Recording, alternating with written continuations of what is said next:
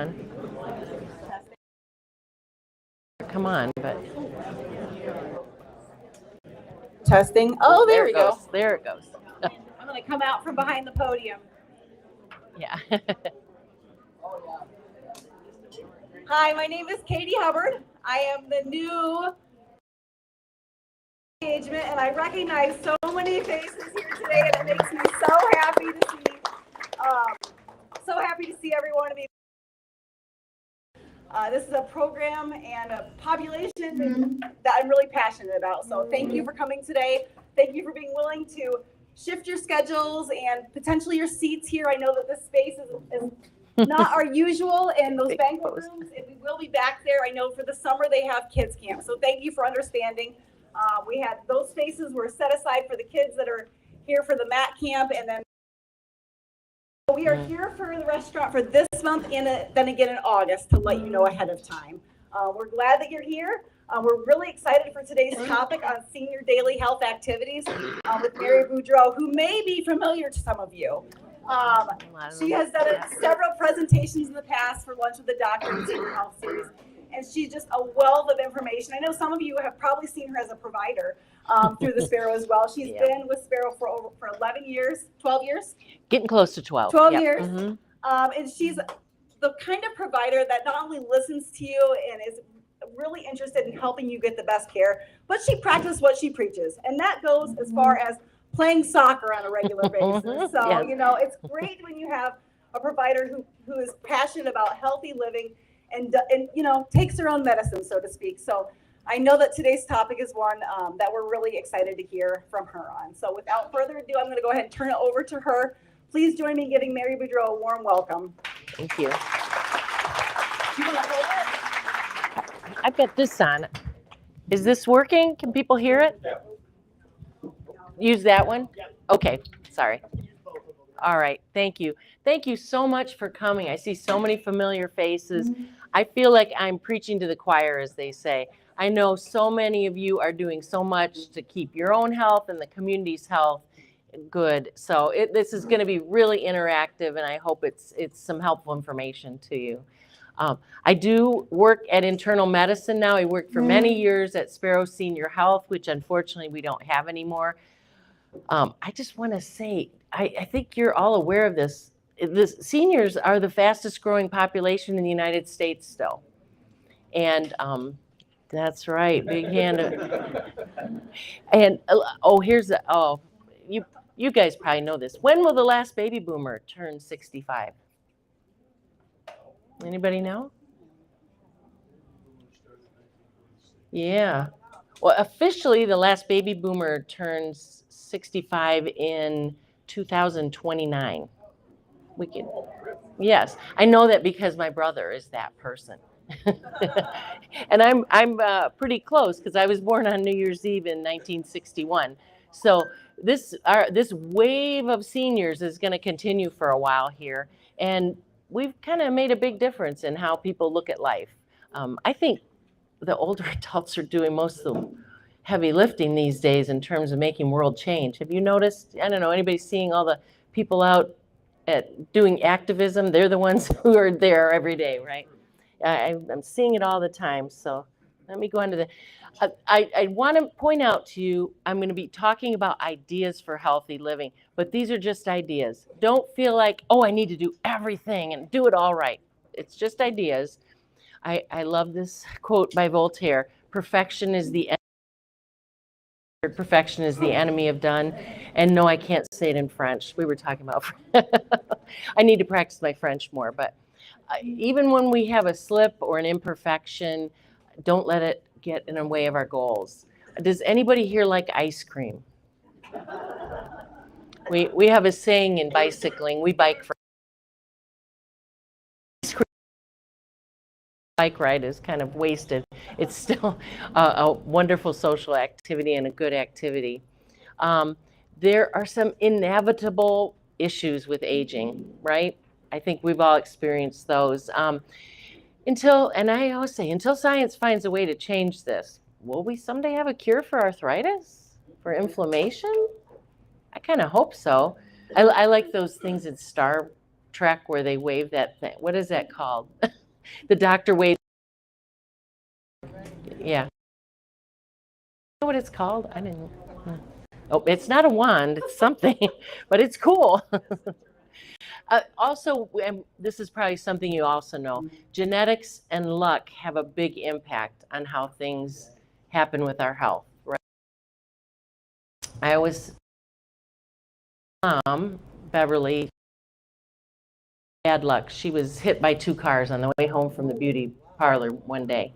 They just lost control and hit her, and it definitely changed her life. She was the most active person ever, but you know, after her back was broken, it really changed her outcome. But luckily, still had some good quality of life and lived with me until she passed away. But she, in the meantime, in fact, I remember when she went to the hospital, they were 2 cars had hit her, and she was still working full time, and she was on Medicare, but it really had a big impact on her. Luck has an impact. People have probably heard this lately, the minimum of 150 minutes a week of moderate activity or 75 minutes a week of vigorous activity. I would go for the 150, except for somebody playing handball, but does anybody clock that for themselves? Raise your hand if you kind of keep track of your minutes of activity. You do it? Yeah. You do. The tools we have at our disposal make it a little easier now, don't they? That a lot of us have watches that can check it. What were you saying, sir? You use that? You're shaking your head, but many of us have watches that can help track it. I thought at first that sounded like over the last few actually clocking for me, and it's been over 4 hours a week. I have to sit a lot at work. People don't like it when I run laps around them when I'm examining them or something. So, and it's also important to clock and be aware of your heart rate. I used to actually palpate that, and now the watch is constantly telling me what my heart rate is. So keeping track of that and then looking at what your maximum heart rate should be. 200, this is a basic and easy one, about 220 minus your age should be your maximum heart rate. And we want to shoot for a percentage of that, maybe around 60, 70% would be where we'd like to keep it at. So we can do a broad range of things. I don't do one kind of exercise all the time because that's how you get injured. And I was talking to somebody recently who's a marathoner, I think is the term they use. I mean, you're going to have some injuries after you run 70 miles at a time. So doing different things every day can be a great goal for people to have. Strength training. And I know one of the things that changed a lot for people of my generation, which is just slightly younger than some of women, started doing sports after the passage of Title IX. And I think that they were doing a study at MSU, and the impact of that one law, they've seen a significant change because I don't know about your school or your kid's school, everybody did something. I don't know. There were no sports for girls at yours. Well, then playing something, and it was what we learned to do. I remember we had like gymnastics at lunch, even doing backflips. One way to keep kids busy. We also wanted every week, something that gets that heart rate up. It can be running, walking. I just talked to a senior right before I came who swims 1.5 miles 3 times. Impressive. And again, just something that's getting that heart rate up and doing it consistently. Doing something for balance, that is really important. Obviously, we know falls are a terrible thing. I call it the F word.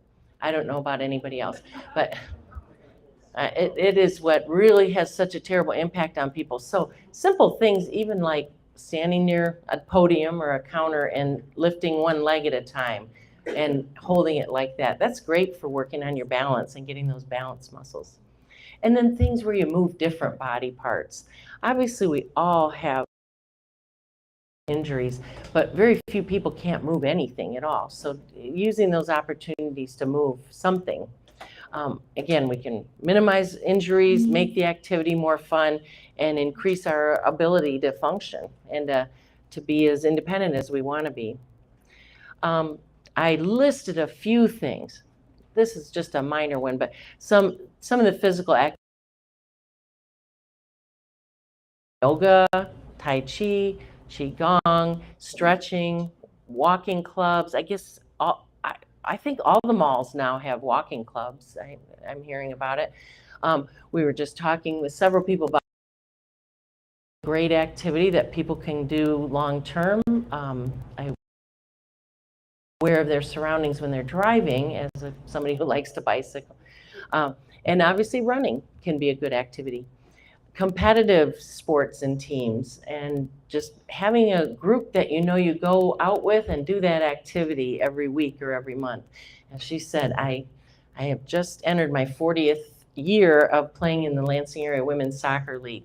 I wasn't sure if I should do that again. I actually ripped my muscles a couple years ago in my back of my leg, but I did physical therapy for 6 months, and I'm back walking and able to do it. I'm not the person I was when I was 20, but that,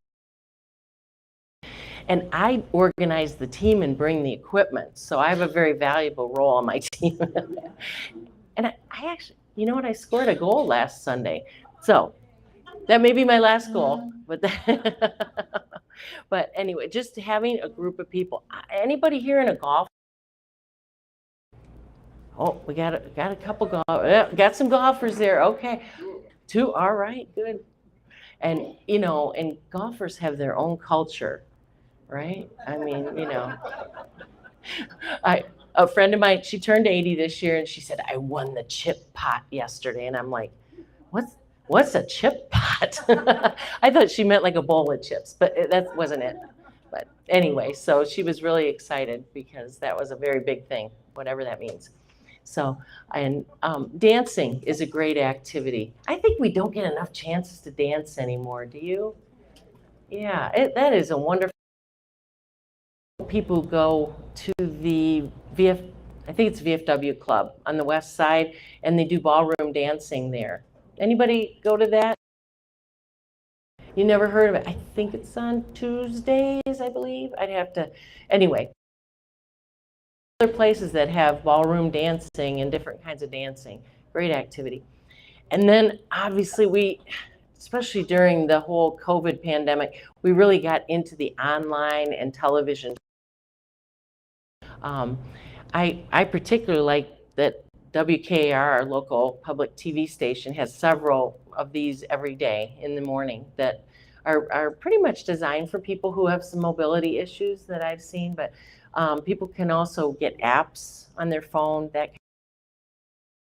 As I said, I'm probably preaching to the choir here. A lot of you already do this.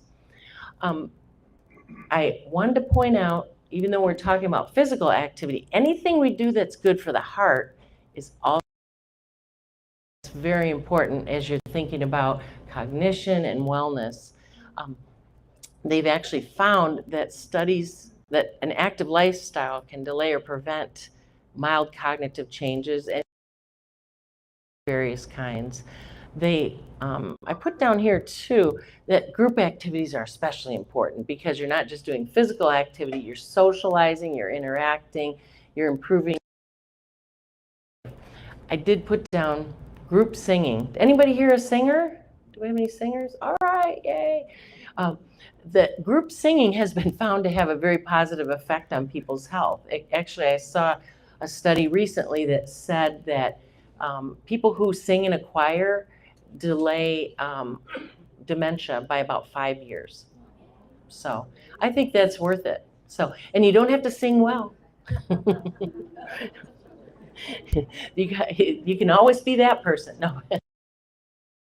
But just being in a group and singing can be wonderful. So we have so many great musical groups around town. Do people notice that? Just so many great things where you can volunteer and come in and do that. The other thing I listed was neuroplasticity training. Has anybody heard of this? it used to be, not that long ago, we'd talk about if people had brain damage of some kind, then the brain was gone. Now they're learning we can actually make some detours, get our brain to connect over those areas. I think in 10 years we're going to know a whole lot more about this, but I do have a good story about that. My dad, who was joined the United States 42, and they give you exercises to do, and he never stopped. He said they never gave him orders. At one point, unfortunately, I think he was 90, somewhere around there, he did have a stroke. And I was in the middle of reading some articles on neuro. I got to the hospital, he and I started doing some of those activities. Because at first, and this was sad for him, he couldn't read. He just could not figure out what the letters meant. But within a day or two of doing these neuroplasticity exercises, he was able to read again. Yeah, it was kind of all of his left-sided peripheral vision. But as I said, how do you make a left turn? 3 rights, right? I remember telling him, Dad, what if a kid runs out from the left on a bicycle? I said, that's a stupid kid. Anyway, but when I talk about that, some of it's really simple, like using your non-dominant hand to trace letters. This too, when I'm studying for a test, if you're trying to learn facts, I wonder if you guys do this in the cardiac rehab too. If you're trying to learn facts, any activity where you're crossing the center of your body. So sometimes I will literally, it's supposed to help make brain connections. I'm crossing the center of your body with movement. And they have been working on doing that with kids who have learning issues too. You're nodding your head. Do you guys do some of this in cardiac rehab too? Yep. So these sound really simple. And as I said, over the next 10 years, I bet we're going to develop a lot more. But it was almost, I felt almost miraculous how well it worked for my dad. And then he was able to get back to reading articles out and sending to me. It's important that we use the tools we have at our disposal. Silver sneakers. Anybody ever hear of silver sneakers? Oh, I'm glad. What a great thing. We need all the other shades of sneakers too, I think. Silver sneakers, and I think most Medicare plans are covering now, so people can go to different activities. And the why. Does the MAC have that program? Anything like that? No, that's interesting. Yeah. Hello, get that program. But it really provides so much free access to so many programs in the community. So it's really a wonderful program. So use that tool you have at your disposal. I am a really cheap person. And if I have something for free, I'm going to use it because I want to get my money's worth out of everything. Many people live in cities, school districts, etc. There's health centers and the malls where there's activities you can do. And I don't know about you. I love to walk. I love to bike, but the safety issue is a biggie. Doesn't it seem like we're getting a lot more ice here in the wintertime? It seems like it just falls as rain and stays on the ground. But there are places we can go in town where the sidewalks are actually heated if you like going for walks outdoors. I know there's several places on campus. Lansing between the Capitol and the Hall of Justice, basically they run the steam pipes under the sidewalk. That's what heats them there. So there are places where people can go if you'd like to do outdoor walking. That's a nice feature. So, and we're getting a lot more bike trails. I don't know if anybody saw it. The City Pulse had a thing all about biking, but they're trying to connect the whole trail system now, make a big loop, but there's, I don't know how long it is. Anybody remember the article? What is it? 38 miles of trail for it's extensive now. So what gets in our way? Excuses, right? Anybody have some great excuses? I could make a list every day why I didn't do this. Working, yeah, working is a big excuse. Yes, and then you get home and you're tired, right? So I think it's okay, and some days you have to go with that. But even if you can set aside a certain time that is your time, a lot of people say, "Well, I'm always moving at work." A lot of nurses say that we are, but at the same time, I call that stressor not exercise. It, it's a different kind of a feeling you get. So even setting aside that 15 minutes in the morning before you're getting ready for work can be valuable for your mind and your body. For some people feel like it's too expensive, can't afford to do any of these activities, no time, especially if you're working, not having the right clothing or the clothing not looking right on you. That's an issue. Many of us are embarrassed or afraid, or we're not sure what to do. And these are big issues, but the bigger ones, I think, for people are pain, and almost everybody has some pain, I would think, and immobility, that we can't move certain things or do certain things. And then, of course, having other commitments. And my goodness, I have people I know who are 90 who are raising their great-grandchildren. That all takes time out of our lives. So how do we do that? How do we still get our activity that we need and that we deserve? One thing I encourage people to do is have an exercise partner. And it may or may not be your spouse. Depends on, sometimes we frustrate each other when we exercise together, right? I hear that a lot from people. So sometimes I have friends all over the world, but I like that my phone, I can put a earbud in and talk to people. I have one friend who lives in Alabama. We go for walks together, and it's funny because we can tell when each of us are on hills. Ha ha, you're on a hill, I'm not. So that can be a nice thing to do to keep activity in your life. Go ahead and write down in your schedule. Some people use paper schedules, some people use phones for your scheduling, and go ahead and make that a plan and a date for yourself.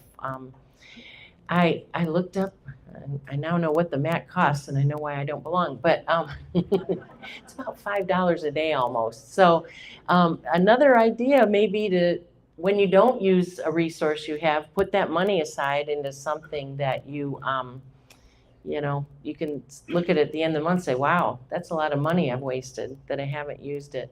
I know, and some of you know Dr. Gomer, who I used to work with, if we didn't get like our charts done, we'd have to make a donation to an organization we didn't like.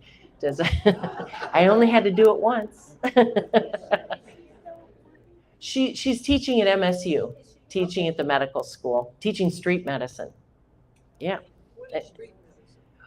Actually going to where people are in the homeless camps or on the streets and providing care. So she takes students to do that. Yeah. If you're not sure whether an activity is safe, it's important to go ahead and talk to your provider. I find going to physical therapy really helpful. So actually getting there and figuring out if you're doing it right, making sure you're not doing harm. As I said, I'd torn my muscle a couple years ago, my hamstring, and I actually went the 6 months, and then about a year later, I went back in and got a tune-up, made sure I was doing things right and not causing harm. So they're very good at helping with that. And then in terms of pain, go ahead and time when you're going to take a med you take for pain or use a muscle rub or something to be about an hour before you go do that activity. We all have our own favorite topicals, right? I don't know if any of them are any better than the other, but I like the ones that don't stink. Some of them, my grandfather was a boxing trainer, and everything he had just smelled. What? Yeah, some of them don't have a smell, so that's nice, yeah. Important things to have when you're gonna keep your activity goals. Get some good shoes and comfortable clothing that fits properly. And there's some good places to buy shoes in town. I'm sure many of you have gone. I mean, it's such a gift if you can actually find a salesperson who can help you find the right ones. Some people buy them online. That's good too if you actually know what the brand or the type you want. But boy, it's nice when somebody can fit them for you. Make sure you're drinking water, and I'm glad I see everybody here drinking water, and have something to eat before you go. I had one of my patients who does a lot of bicycling, but he forgot to eat before he went on a bike ride, and he said, now I know what bonking feels like. Have you heard that term? I mean, you just literally can hardly move and hardly stand up. So it's important to not get your blood sugar down in the low area. Finding a safe space in your home is great. I meant to bring them today. I bought some of those pads that look like a jigsaw puzzle. Has anybody ever seen them? Costco has them and Sam's and all that. I think they're meant for, I don't know, having kids on the floor or something, but they're great because you can make them any size you need, and they provide a little cushion on your floor. That's something I've done and really very helpful. And having equipment like weights, bands, ropes, that can be really inexpensive. I know there's some stores that have them for very cheap. I think it's called Five and Below, something like that. They have things for really inexpensive. And also just asking around who in your life has stuff they're not using anymore. That's helpful too, because we all need to get rid of some stuff, right? Anybody? Get rid of the things you don't need. I actually was blessed to go on a trip with school nursing from U of M to Kenya a few years ago. And we were in very crowded spaces a lot of time. But I made time every day, and I'd almost like draw it on the floor, give myself a 3x6 space so I could do some stretching and some yoga and workout, because I needed that mentally. We were doing some pretty intense things and always crowded. But if I could get my little space, that made a big difference for me. All right, good. I just had to copy this picture. Did anybody see this in the news? Geraldine Leo, for her 100th birthday, she did a 5-minute plank. Yeah. I'm telling you, can happen. But you look that up when you're at home on YouTube. She's got a whole nice statement about it. But when they built I think a YMCA or something near her home 40 years ago, she signed up and never stopped. She goes every day. So yeah, be consistent, be positive, and keep moving, whatever. That's what's important. So she's kind of an inspiration. All right. And then I just had to include in here the serenity prayer, because I think everybody needs to realize that we are going to have some physical, emotional, cognitive changes, and some things can't be changed, but we have to have that courage to change what we can, and the wisdom to know one from the other. Just give yourself that moment of grace. I put in here about water, as I said, so important. Are people getting into the habit of measuring their water intake every day? Anybody doing that? Yeah. It's funny, I have a coworker who's significantly younger than me, but she is really trying the water kick, as she's calling it. It's funny to watch. She said, I went and filled her water bottle. She said, that's the second time I filled it today. I'm getting better at this. So anyway, it's really important. The idea is your weight divided by 2 is the number of ounces to drink a day. So you do the math.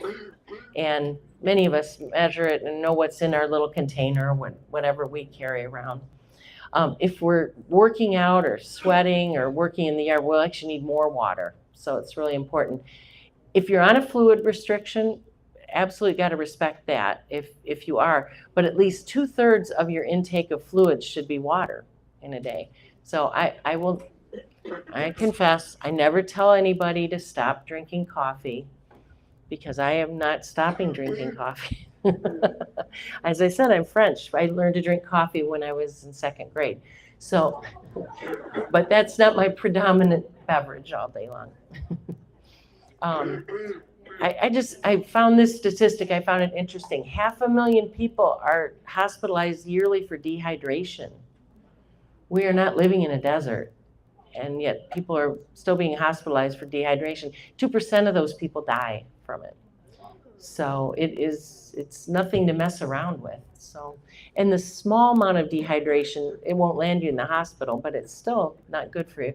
It keeps our kidneys function, but it helps stabilize our blood pressure, softens our skin. I'm not going to say it takes away wrinkles. I haven't figured that one out yet, but it does help cushion our joints and helps keep our muscles lubricated and moving better. So water is good stuff.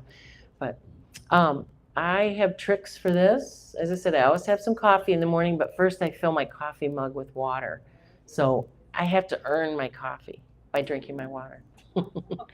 And then a lot of, yeah, go ahead.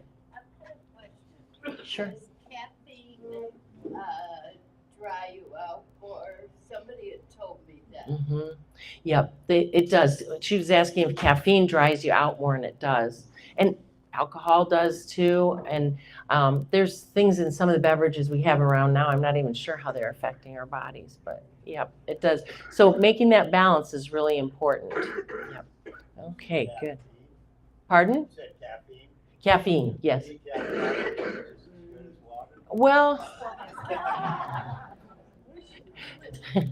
you get your cup of it. So water is still important. And I know some people probably say your water doesn't taste good, or, you know, yeah. There are, you know, some people buy water. I've worked in Flint for many years, and we are still carrying our water there, by the way.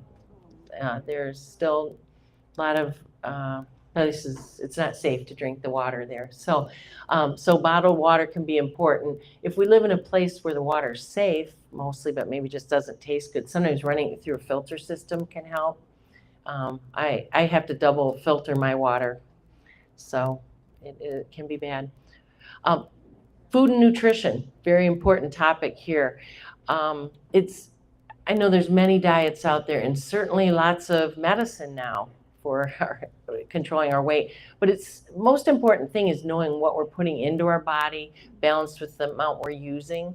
And you know, as we age, we're not going to use as many calories. That's just the reality of our metabolism. But I love this picture because it shows a real variety of plant-based foods. I love those posters that say eat the color wheel or something. Yeah, but just having that variety is so important. The 5 fruits and vegetables a day. Anybody ever heard of that? Shooting for that? Yep. That can be really helpful. And we're getting into summer now. This is the time of year to get those things. If you are a good planner and can work ahead and try to buy things now through the fall when it's less expensive, things can be frozen. That makes it more affordable. And you know, eating locally is always great. Anybody here have a garden? Oh, a few of us, yeah. Yeah, me too. And right now I think the deer are really enjoying it. I have to go out and plant everything again. Haven't figured that one out yet. Yeah. All right. Yep. Rhubarb is in, asparagus is in. We're starting to get there. And it's okay to have some treat foods. Like I say, I like ice cream. It's as long as we're not eating them every day. I've had 2 different people recently who ice creamed their way to diabetes. They were eating it like multiple times a day. I'm like, what would your mother say about that? To me, that was, yeah, but they're getting better now. I wanted to bring up about supplements. Many advertisements out there for different vitamins and supplements.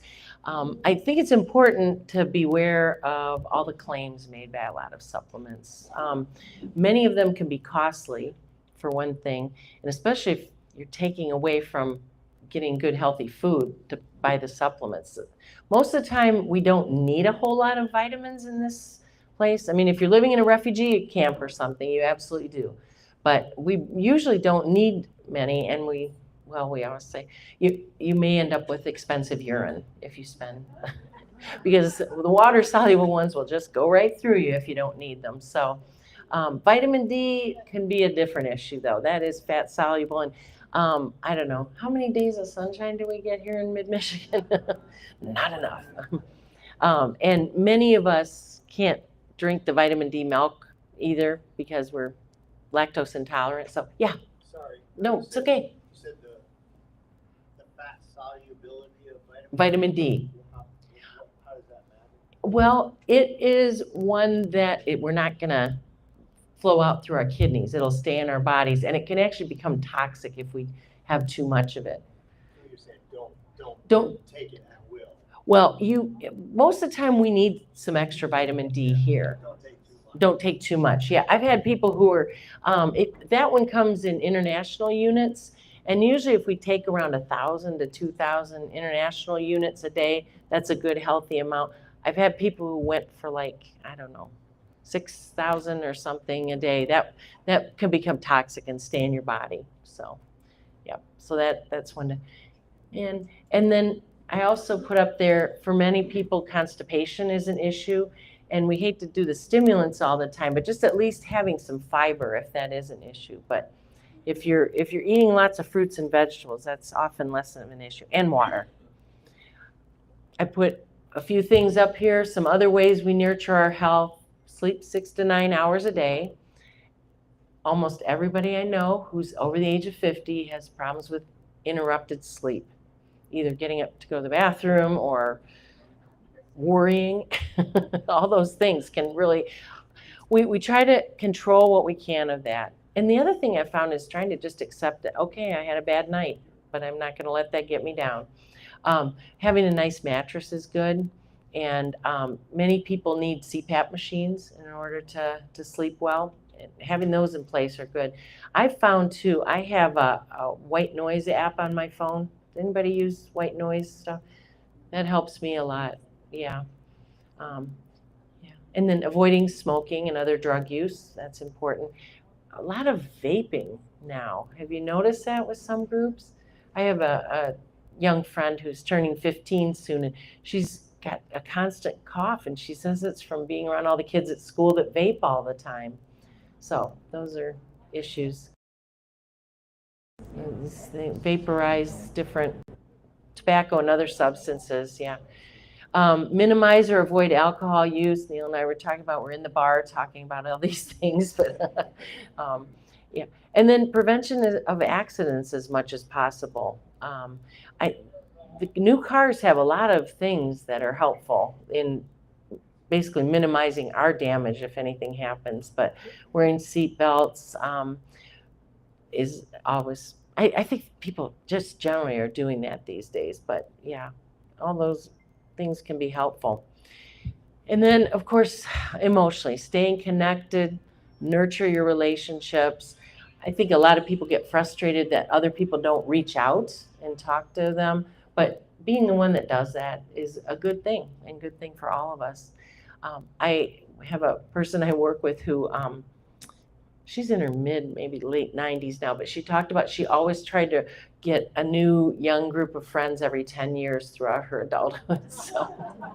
So she would just go to activities where young people were. She'd volunteer with groups or, and so she's got this group of friends who are anywhere from 20 to 95 or whatever. So she's kind of a role model for that. Just anything to avoid isolation. And I know it can be really difficult, especially when life changes, like losing a spouse. That can be very difficult. But there's always many other people in the same boat, and that could be somebody you can do things with. And then also setting a limit on passive activities like television or computer games. Did any of you set a limit on your children's television time? Anybody here? I didn't. No, you cannot watch 6 hours of TV a day. So it always surprises me that we let ourselves do that. So yeah, we had rules. We were mean parents. The other thing is having a purpose in life. And I'm sure everybody here has things that are your purpose in life. You may or may not be identifying them right now, but to think about that, having goals, because that'll help us do the things that are difficult, like staying healthy and getting to our exercise. And it's nice when you can share that goal with a person you can trust. Well, I'm really thinking I might do the Dalmac this year or something. Don't lay on the ground. We were just talking. Does everybody know what the Dalmac is? Yeah, it's a ride from here in Lansing up to the Mackinac Bridge, and there's multiple rides. Where do you catch it at? We saw. Where do you catch that, Buck? It's a bicycle ride, and we started the pavilion here at Michigan State, and ride over about 4 or 5 days. Oh no, you're not driving, you're on a bicycle. And if it rains, you're wet on a bicycle. So there are people driving to help if you have a problem. But anyway, so setting a goal of some kind. It doesn't have to be something crazy like that, but I would say probably at least half of the people on the Dalmac are over the age of 60 any year. It is definitely, many older people are doing it. And then just asking yourself every week or so, how am I making a difference in the world? As I said, I've been so admiring, so many retirees are out doing all the hard work in the world, I think, with making their opinion. That it's just really making a difference in people's lives. So, well, yeah, that's ridiculous when people are doing that. Yeah. Just some final thoughts, and I put it on that handout for you. Be good to yourself, respect how your activity changes over time. Even though it might change, it doesn't mean it's over. As I said, my mom was in that car accident and eventually lost the ability to walk at all and do too much, but we'd get up in the morning and I'd help her get things together, and while I was showering, she had some little 2-pound weights. She'd do weights in bed. She no longer could stand up and do them, but she kept doing those activities. So, although I was a little afraid to have her have weights in bed while she was watching the news, I said, don't throw it at the TV. Just finding opportunities to not only stay active, but have fun and be connected to others. And then stay connected to your primary care provider on a regular basis. They want to hear from you. And the other thing is, and I put a space on there for everybody just to take out a pen or write it down. What's something you're going to do to be a little bit healthier in the next 3 days that you can actually manage to do? And then a space for somebody you'd like to invite to be your exercise or accountability partner in that. And if people don't have somebody in your life that you can plan with, this is a good place to meet people. Hey, do you have an interest in walking around downtown East Lansing once a week or something like that? It's a good place to connect with people. All right, great. So that is the end of my formal presentation. We're going to take some time for questions now. So I'm going to raise your hand or yell it out. I see a hand already. Go ahead. You didn't mention living in a multi-story house, climbing stairs. Excellent exercise. It is. Although I got to tell you, he mentioned how living in a multi-story house can be excellent exercise. And I have one of those great split levels. I'm always on the stairs. Basement steps can be dangerous. So if you're on stairs, having a good handrail is really important that you can hang on to. Very important. But yes, that's good exercise. And I say that, and I always laugh because I work on the 5th floor now, and I really should climb those 6 flights a couple times a day. But I try to at least do 3 flights all the time. Go ahead. Playmakers will fit you for shoes and give you 60 days. If you don't like them, you can bring them back and exchange them for something else. And my friend's father did this like multiple times until he found something, and they were totally fine with it. I was going to bring up Playmakers, but you did, so I'll latch on to that. Playmakers will they will help you find shoes. They will let you try them on and then get 60 days to return them, right? And you can wear them outside too. Yeah, you can do that. Now, I did something, I just have to share. Hang on, where are we at? Okay, we got a little bit of time. I just have to share, when, they used to have the big Playmaker sale, which is kind of like going into a rugby scrum. You know the way.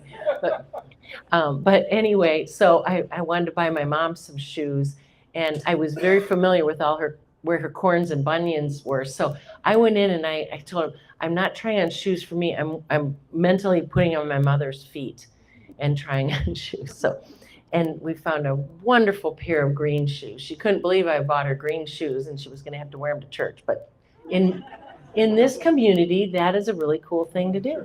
So, anyway, over here, and then okay, go ahead. I wanted to just share with everybody that at the Lansing Mall, there's a place called My Gym. Oh, yeah. For seniors, and they cover all of these. They have strength training, equipment, they do aerobics, they do balancing, it's everything. And it's free for silver sneakers. There's Wow. no cost. Great. So she brought my gym. That's what it's called. Is that right? Lansing Mall. It's by the Regal Theater, just around the Oh. corner. Yeah, by the Regal Theater. Yeah, I get their newsletter. They have some fantastic activities, and they're covered under silver sneakers. So a lot of people who love it there. Yeah. And Great. it's not the Meridian, right? This one's at the Lansing Mall. I'm sorry, I don't know what's at the Meridian. If anybody knows. Okay, but I know there's programs. Go ahead. Yeah, what would you suggest for older people who don't smoke or haven't smoked yet, grew up in a house back in the day when the parents did, and Mm-hmm. as you get older, getting checked up because you may have some consequences of that? And you probably do. Can you repeat the question? All the, yes. He was asking about, what about people who maybe didn't smoke, but their parents did, they were around it a lot. A lot of workplaces had smoke. What's her name? Christopher Reeve's wife. Yes. She died of lung cancer, and they think it was related to her being a singer in smoky bars. She was quite a fine singer. So yeah, that was a sad story. And you know what? I got to tell you, I've had trouble with insurance covering the CAT scan if you weren't an actual smoker. Just that you were. They will not cover it. I think mostly being aware and alert. Yeah, go ahead.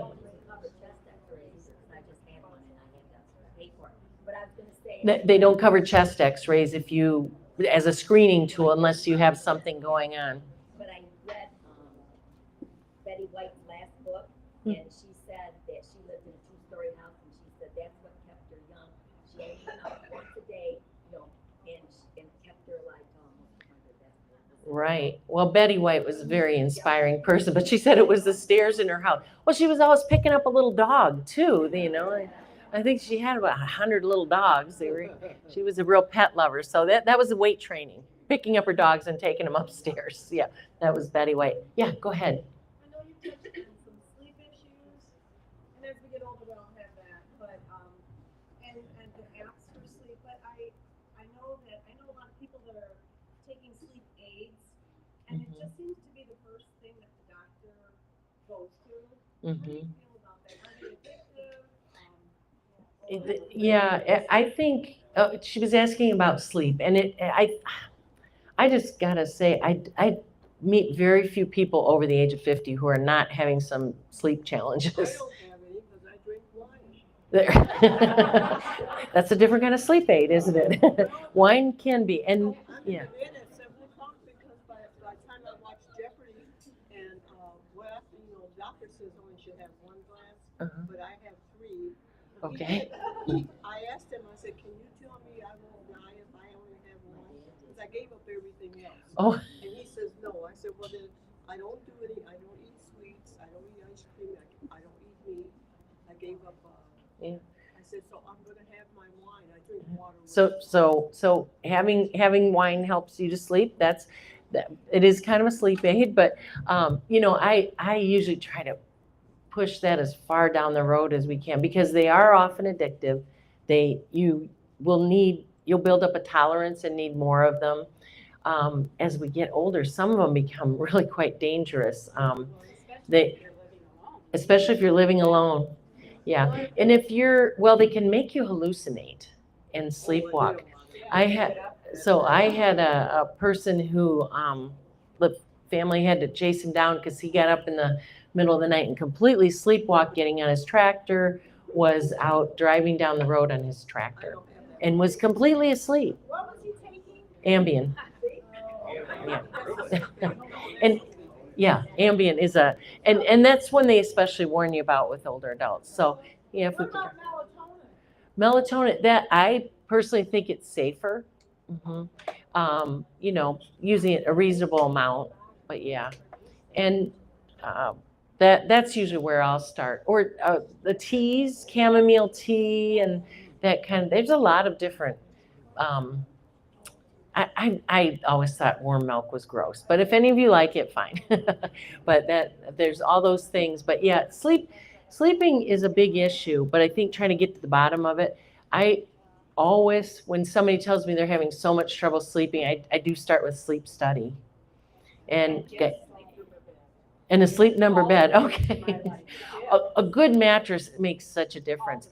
But I do start with a sleep study because I tell people, if you're waking up that many times a night, you may be doing that to save your life because you're not breathing. So yeah, it's better to find that out. And most people, if they have, and we do have the new Inspire system. Have you guys heard about that? It's on TV. That's a little advanced level to go to. It's pardon? It's invasive. Yeah, it's surgery. You have to have surgery, and you have a controller on your phone where you turn it on and off, and you make sure you turn it off in the morning because you can't use your tongue when you have that on. So, yeah, your tongue is kind of paralyzed. So, yeah. Okay, great questions. Go ahead.